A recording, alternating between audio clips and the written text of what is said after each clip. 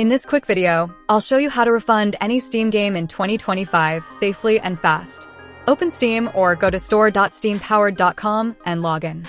Click your profile name in the top right corner and choose Account Details. Now select View Purchase History. It's right beside your wallet balance. Find the game you want to refund and click on it. Click I would like a refund. You'll see your game details like purchase date and playtime. To qualify, you must have played for less than 2 hours and purchased it within 14 days. If you're over those limits, still explain your issue. Sometimes Steam still approves it. Choose to get your refund either to your Steam wallet or your original payment method.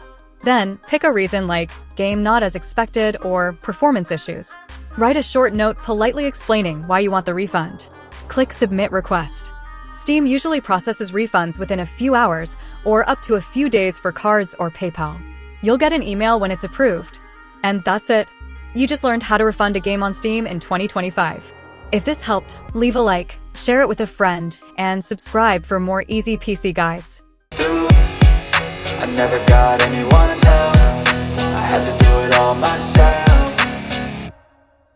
I don't ever slow up, no I don't take sh**. I got no love for the fakeness